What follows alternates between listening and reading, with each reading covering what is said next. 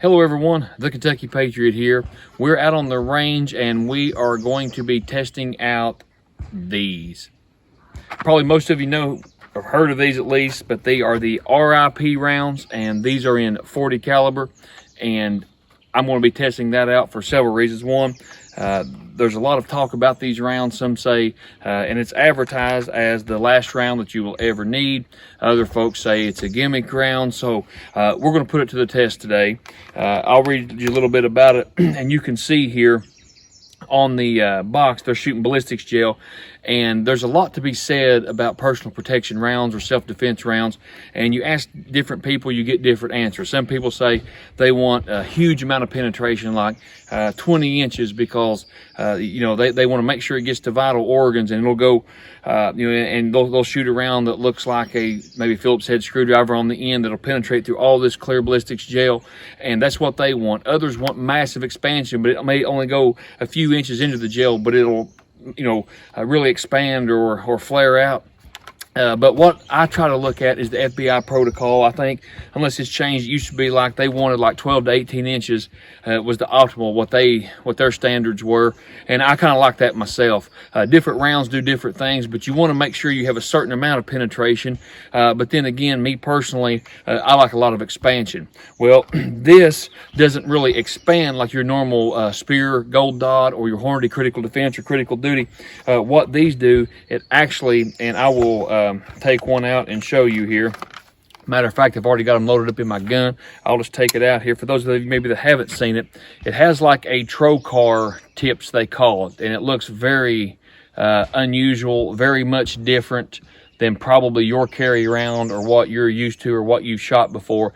As with any round, make sure they feed reliably in your firearm.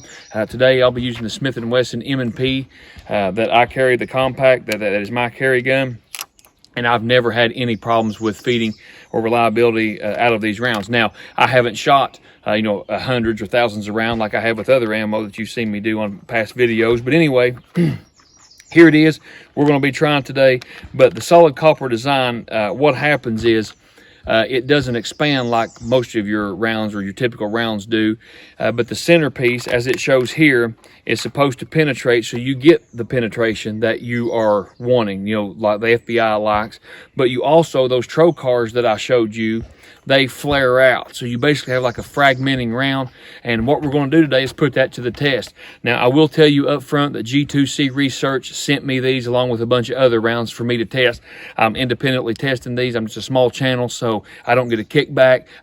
As I would with anybody that ever sends me anything, I would never promise them a good result.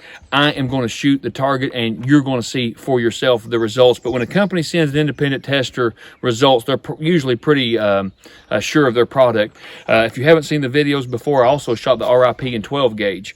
Really cool rounds. And I also shot the Telos. The Telos they sent me in 9mm. These they sent me in 40. And then, of course, the shotgun rounds they sent me in 12 gauge. But if you're interested in these, I'll leave a link in the description below. But it's g2rammo.com.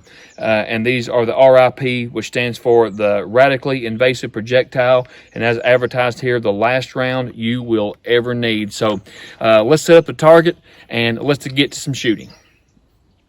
I kind of want to explain the target, and the gun community is great. I appreciate you guys more than you know, but there's always one or two that says you talk too much, or hurry up and get to shooting, or the real video starts at whatever time. But I do think it's important to explain what we're doing and the why. And usually those guys, I'm not trying to be mean, that say stuff like that are the ones that don't have a channel, don't make a video, put no effort into, because I'm not talking about me. I don't have a Patreon. But those are the guys that never, help at somebody else's Patreon, or appreciate the guys trying to, out here spending their time and getting money and their targets. I mean, I don't get paid by anybody. I'm just out here enjoying this and bringing my results to you. So, I hate to put a damper on stuff, but anyway, if that's your comment,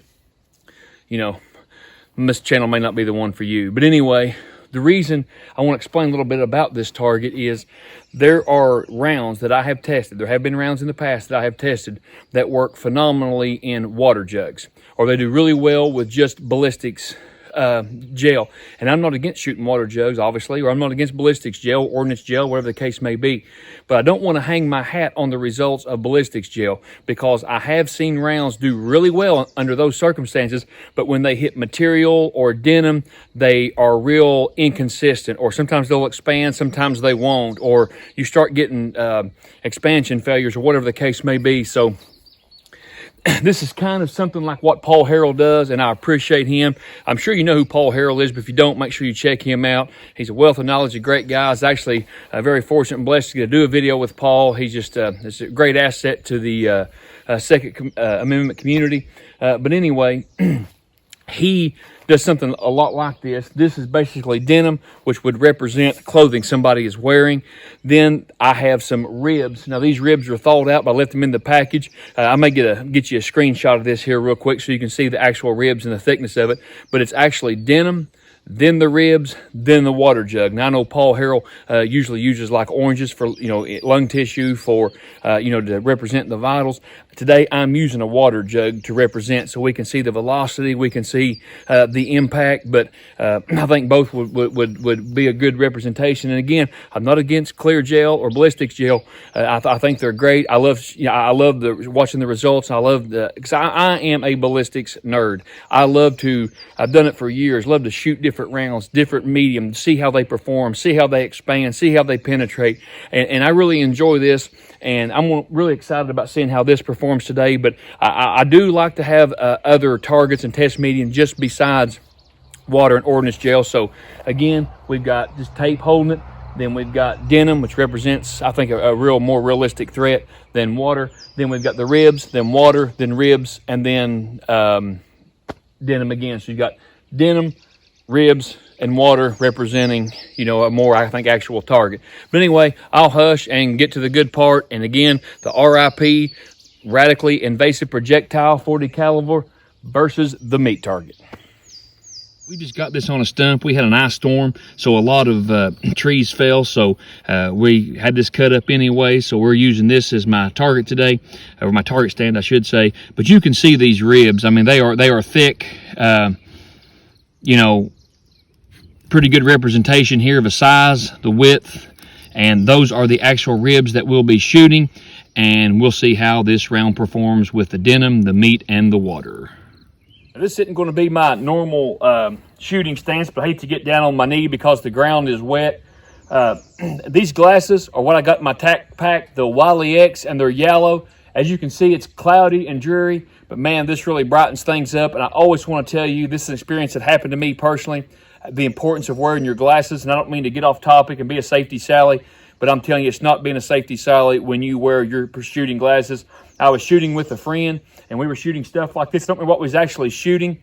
And we shot, and he said, "Ah!" And something came back and hit him right under his eye. Of course, he had glasses on. It actually stuck in his skin, like a little metal shard or something. He was fine, but had he not been wearing his glasses, had he not took some precautions, and had he been just a little bit lower, that could have been in his eye. So, and I know probably I'm going to lose a lot of the water with the first shot, but I'm going to try to fire. I'll see how it goes. I'm going to try to fire a couple rounds, maybe into the target, and let's see the results of maybe more than one round.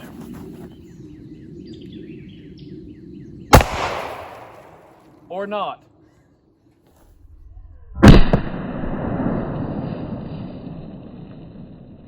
Well, sorry about the second shot, but as you can see, I don't know if you can tell, but the gun didn't knock back or anything. It fed the other round reliably, so reliability has not been an issue with these rounds whatsoever. They feed perfectly in my gun, but I couldn't get a second shot off. You've seen it disintegrated.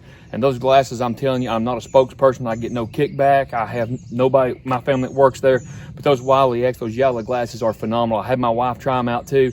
And I'm not kidding. It looks like it's a sunny, beautiful day, and you take them off, and now it looks like dreary and gloom and doom out here. So those shooting glasses, guys, especially in low lit or dreary, darker climates, they are phenomenal. I love them. Well, let's check this out.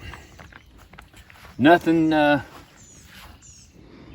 swear you can almost see the trocar, the ridges in that. It's not really a clean hole, but there's a hole in here, a little bit bigger hole in the back. So had no problems with the ribs, and you never know if they're going to go between a rib or they're going to actually hit the bone dead on. But same thing in real life. Let's step on up here. let's see what we've got. Looks like we hit the water jug where we wanted to. Now remember those trocars I showed you earlier? I told you they fragmented off. Look at here. Now I want you to see this. Sorry, I got some mud on me here. But if you can see this trocar here, that is what happens. The centerpiece goes straight through these trocars, and that's a good piece of metal shard, flare out. So not only do you have the centerpiece punching through, you've got pieces like this flaring out. So that is really, really, really awesome. And I do think we really need to pay attention to the rounds we are carrying because our life depends on it. I don't really, even though I enjoy testing them and stuff, I don't really talk about like whatever you're using for your AR because I know I'll probably get some flack for this. I'm not saying that it doesn't matter, but what I'm telling you is when you get bullets up to that velocity and that much capacity, you know, your bullet choice isn't as important as what you're carrying when you're limited to a lot less rounds that's going to be in your magazine, and you know, probably up close and personal confrontation, maybe when you don't have much time to prepare, like, you know, when somebody breaks in your house and you hear that bump in the night. Here it looks like just the typical little tiny hole in. Now look at here, that's a pretty big, I'm a big guy, and that's a pretty big chunk there. And here is the back.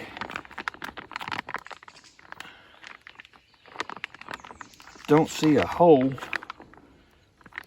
in the bag, which is weird because all these ribs are broke. So I don't know how that happened. You can see this bending over and just being flimsy as it can be. Now the ribs up here are still solid, but you can see right there in the middle, they are broke to pieces, but there is no bullet. So, I don't know. I'm baffled on this one. So I'll tell you what we'll do. Again, there's the shard, the size of the shard. I'll tell you what, let's do. We'll set this up and we'll try round number 2 and see if we can get a clean pass through, because that's really the telltale sign. After it goes through denim, after it goes through the first set of ribs, after it goes through water, I like to know what it's doing in the back. And maybe it didn't penetrate this water jug all the way, but it sure looks like it did, because matter of fact, I can tell where it did. I'm glad I picked this up while you're watching here. Here's the hole in, okay? I think we all can agree that's the entry point. It busted out the side. Look at the back.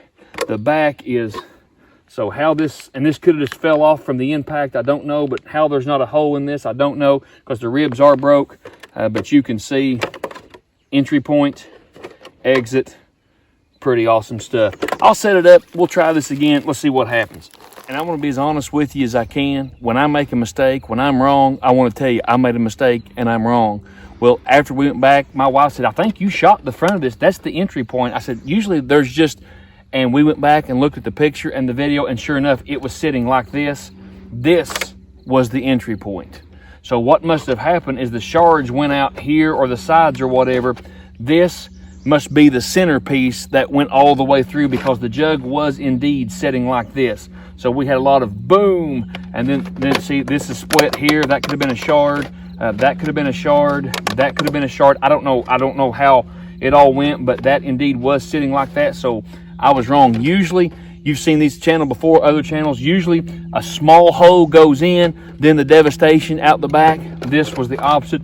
Devastation up front. Trocars must have went out, and that one piece that's in the center, like I showed you at the beginning of the video, it's on the back of the box with the ballistics gel. One piece goes through, so you get your penetration, and then you got the fragmenting trocars that go out in every direction. So this is amazing and interesting, and this was not, if I put it back together, look at this, look at that round. Can you see it? It looks like a 45. That is our 50 AE or something. Oh, that's huge. That is awesome. So I am shocked at the results. Like I said, if my wife hadn't pointed that out, thank you, Miss Camera Lady, Miss Kentucky Patriot, I would have just assumed, like every other round, small entry, exit, but that's not the case. So let's set this up and try it again. Very interesting results. This is how I'm going to set it up again. So, you know, the handle, just like last time, will be in the front. The stick will be in the front. This was the rounds that was shot in the front the last time. and I think I'm just going to set everything back up the way it was. There is a hole in the bottom of this, so instead of turning it this way, I'll just turn it up maybe the other way or sideways or something, or aim a little higher. But that's the entry point, so these ribs really shouldn't be hurt much. I'll set these back up on the back, and I will put it just like this, then layer it with denim and tape, and that'll be our target.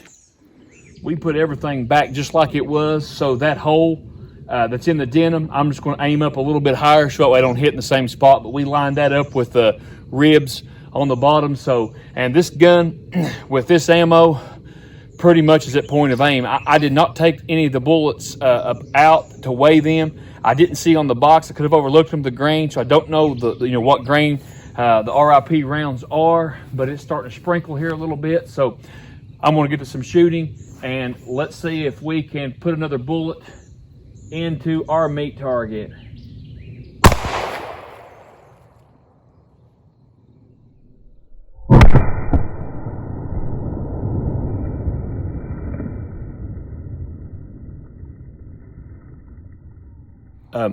My wife, you could probably, it's hard to tell distance, but she was actually standing behind me when I made the shot, and she got some splatter on her. So there is a lot of initial energy dumping into the target.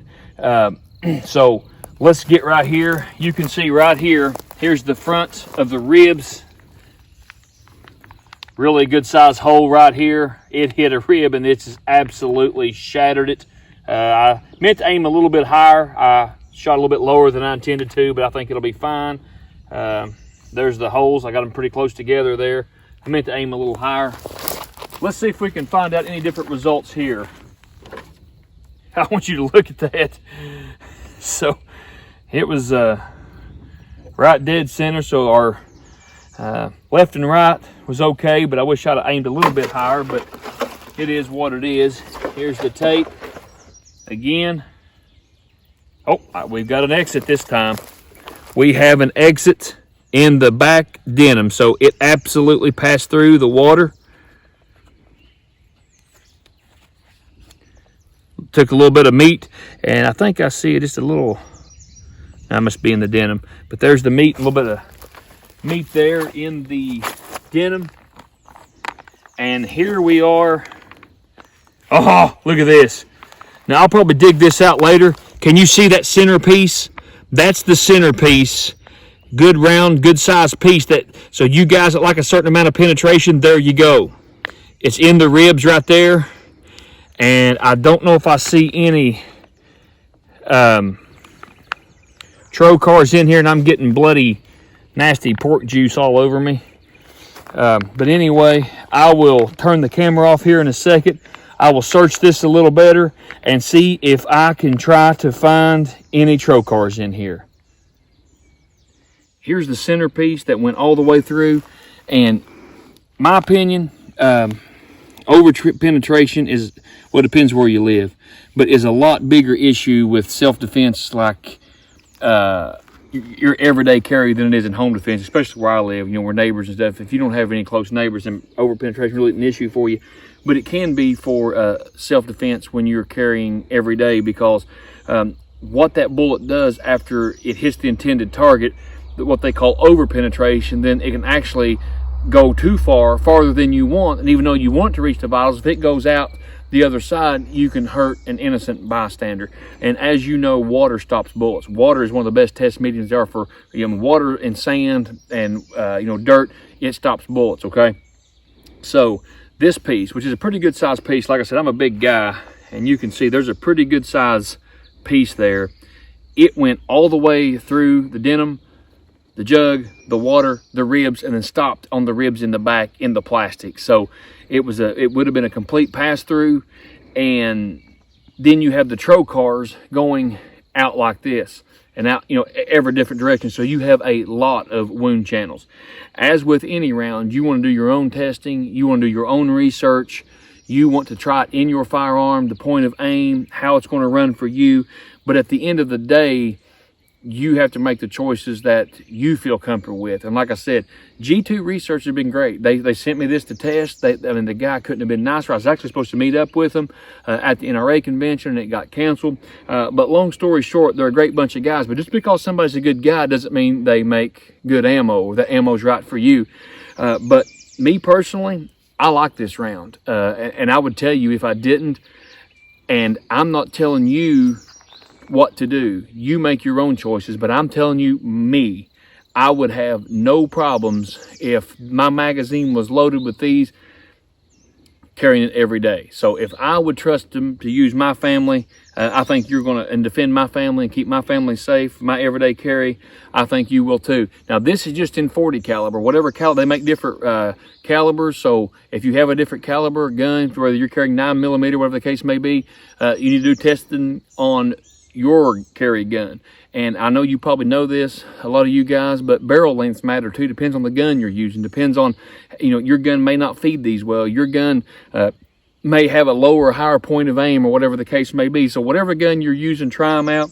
Let them run in your gun. But I was really impressed at the velocity. I mean, the penetration to me after the ribs and the water was there. Went through the denim and still performed well. The trocars are a really neat concept, in my opinion. So I really like them. I think they're great. The guys at G2 Research are great. I'll leave their link in the description below if you're interested. Try them out. They also sent me the Telos rounds, like I told you, and the 12 gauge rounds. Older videos, if you get a chance, check them out. May God bless you. The Kentucky Patriot, signing off.